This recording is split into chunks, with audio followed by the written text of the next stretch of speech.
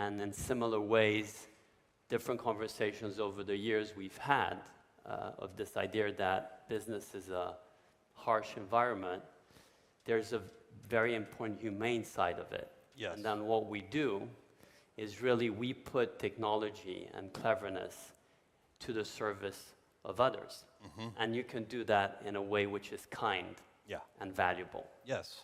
And I think long-term thinking squares these things.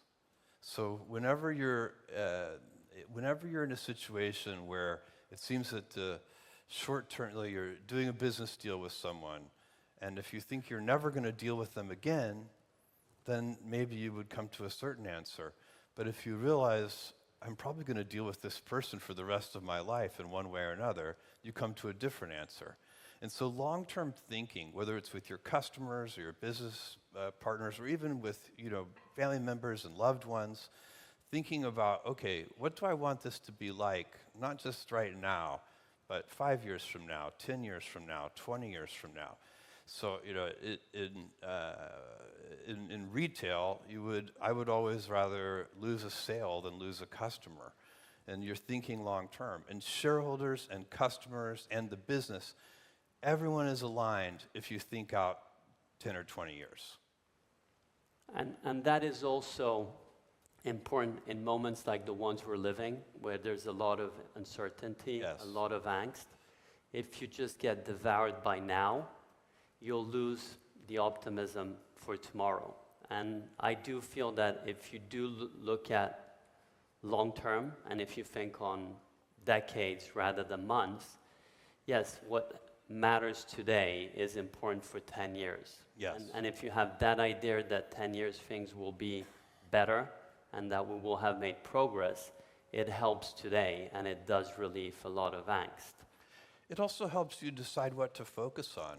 So if, in a world that's rapidly changing, and because of AI and all the technologies we have and the dynamism in the world, so many things are changing, and they're changing so rapidly.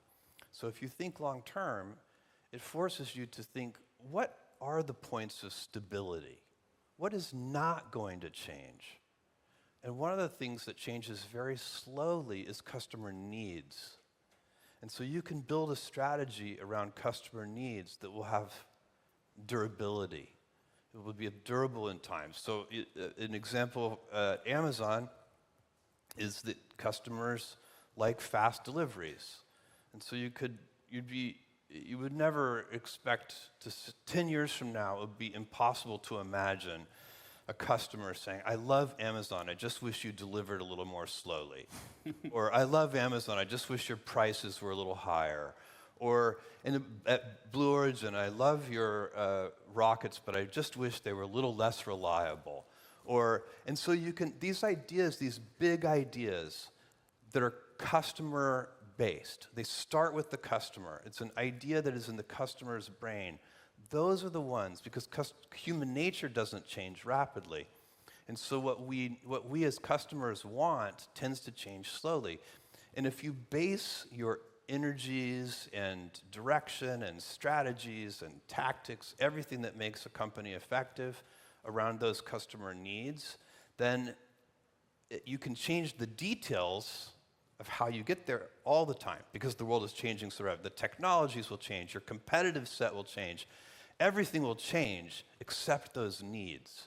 And so that's another way that long-term thinking is protective, because it forces you to think about the real customer needs, to center those as your big ideas, and then put energy into them in 100 ways, and to be very dynamic.